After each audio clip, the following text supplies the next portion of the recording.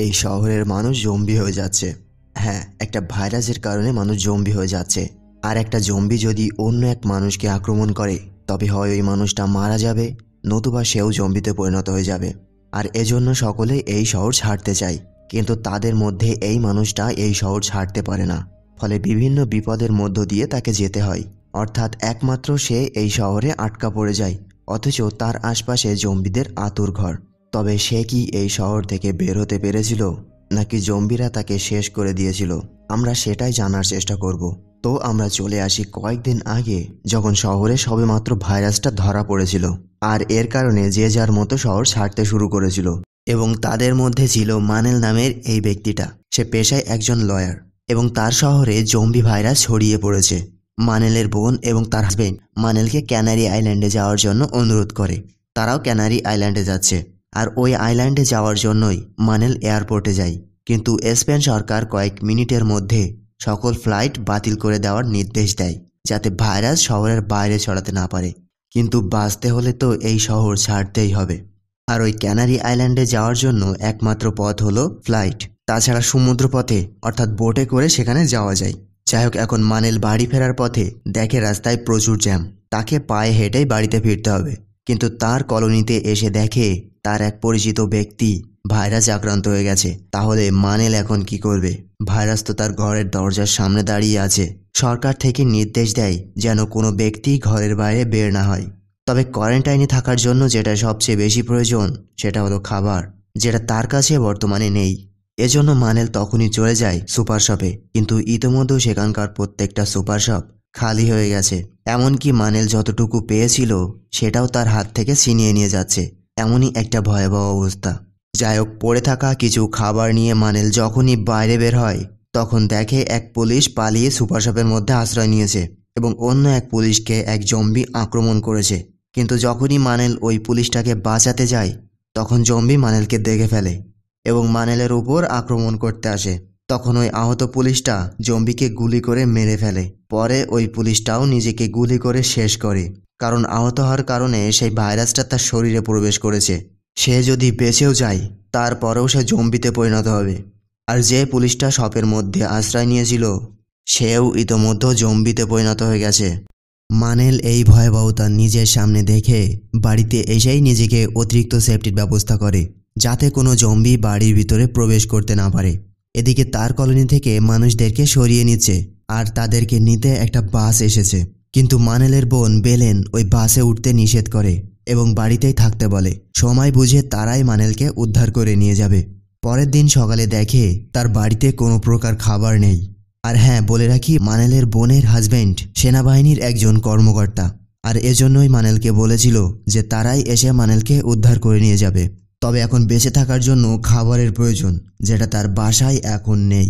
আর এজন্যই তার বাসায় পড়ে থাকা একটা সেফটি স্যুট নিয়ে, অর্থাৎ যেটা ডুবুরিরা পরে থাকে, সেটা পরে এবং একটা ছোটোখাটো অস্ত্র নিয়ে বের হয় কিছু খাবার সংগ্রহ করতে। কিন্তু কোনো বাড়িতে কোনো প্রকার খাবার অবশিষ্ট নেই। প্রত্যেকটা বাড়ির স্টোর রুম, ফ্রিজ, কিচেন সবই ফাঁকা। আর এভাবেই কয়েকটা বাড়িতে খুঁজতে খুঁজতে একটা বাড়িতে মানেল দেখতে পায় একজন বয়স্ক মহিলাকে। আর এনার নাম গ্যাব্রিয়েলা। সেও এই কলোনি ছাড়তে পারেনি, কারণ যে বাসটা তাদেরকে নিতে এসেছিল, গ্যাব্রিয়েলা সেখানে যাওয়ার আগেই সেই বাসটা চলে যায়। অর্থাৎ এখানে মাত্র তারা দুইজন আছে। এখন গ্যাব্রিয়েলার কাছেও কোনো প্রকার খাবার নেই। তবে সে মানেলকে কিছু বাড়ির সন্ধান দেয় যেখানে খাবার থাকতে পারে, এবং মানেল সেখানে গিয়ে মানেল কিছু খাবার সংগ্রহ করে এবং খাবার সংগ্রহ করতে করতে একটা বাইক খুঁজে পায়। সেটা পেয়ে মানেল আরও বেশি খাবার সংগ্রহ করতে পারে। রাতে মানেল এবং গ্যাব্রিয়েলা একসাথে সেই খাবারগুলো খায়। আর মানেল খাবার সংগ্রহ করতে গিয়ে দুইটা ওয়াকি টকি ম্যানেজ করে, যেটার একটা গ্যাব্রিয়েলাকে দেয় এবং একটা নিজের কাছে রাখে, যাতে তারা দুজনের মধ্যে যোগাযোগ রাখতে পারে। রাতে মানেল গ্যাব্রিয়েলাকে বলছিল তারা দুজনেই এখান থেকে বের হয়ে ক্যানারি আইল্যান্ডে যাবে তার একটা বোট নিয়ে। কিন্তু এই কথাগুলো বলার পরের দিনই মানেল গ্যাব্রিয়েলার সাথে কোনো যোগাযোগ করতে পারে না। অর্থাৎ সকালের দিকে মানেল গ্যাব্রিয়েলার সাথে কোনো যোগাযোগ করতে পারে না। মানেল চিন্তায় পড়ে যায় আর তার বাড়িতে গিয়ে দেখে সে আর বেঁচে নেই। আর সেখান থেকে ফেরার পথে মানেলকে এক জম্বি আক্রমণ করে বসে, এমনকি তার হাতে কামড় বসিয়ে দেয়। তবে তার হাতে সেফটি থাকার কারণে কোনো বিপদ হয় না। পরে মানেল ওই জম্বিটাকে মেরে ফেলে।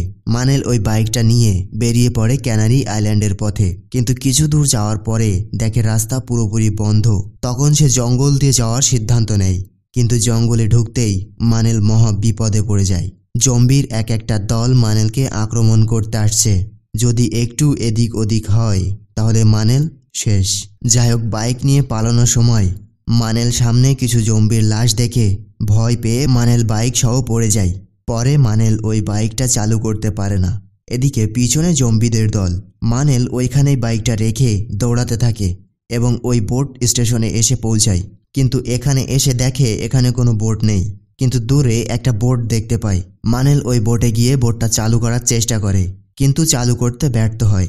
এদিকে মানেল হঠাৎ শুনতে পায় বোটের মধ্যে একটা শব্দ এবং সেখানে গিয়ে দেখে একটা বাচ্চা জম্বি। মানেল তখনই ওই বোট থেকে নেমে ছোট্ট একটা বোট নিয়ে ক্যানারি আইল্যান্ডের পথে বেরিয়ে পড়ে। কিন্তু কিছু দূর যাওয়ার পরে ওই বোটটা আর চলছে না, অর্থাৎ বোটের জ্বালানি শেষ। তবে মানেল দেখতে পায় দূরে একটা বোট তার দিকেই আসছে এবং তাদের কাছে মানেল আশ্রয় চায়। তখন তারা মানেলকে আশ্রয় দেয় এবং তাকে একটা জাহাজে নিয়ে যাওয়া হয়।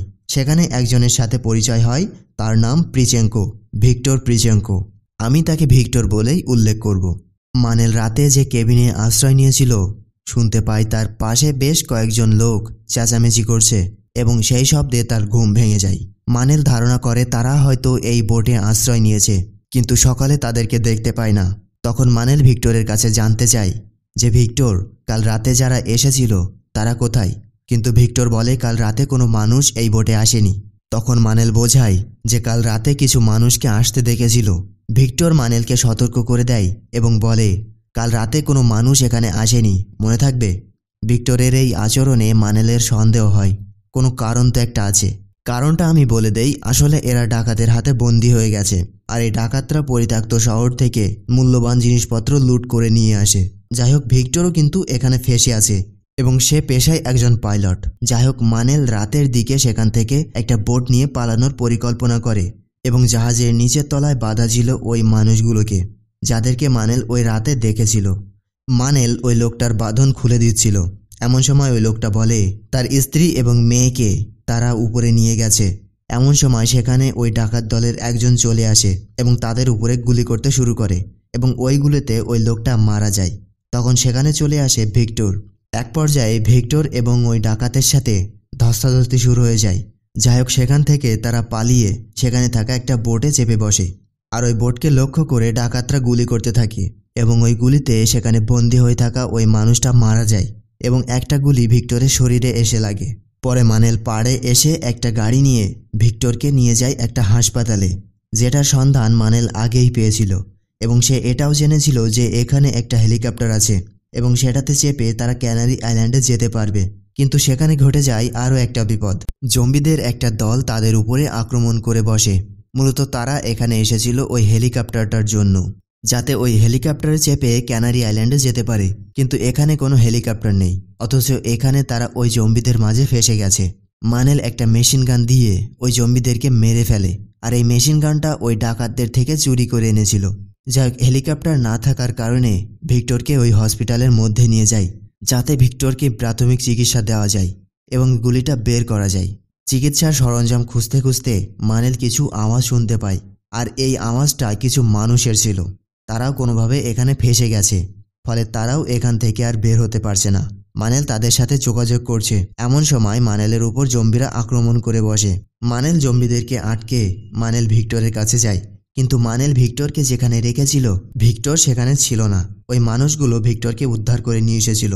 এখন তারা মানেলকেও উদ্ধার করে নিয়ে নেয়।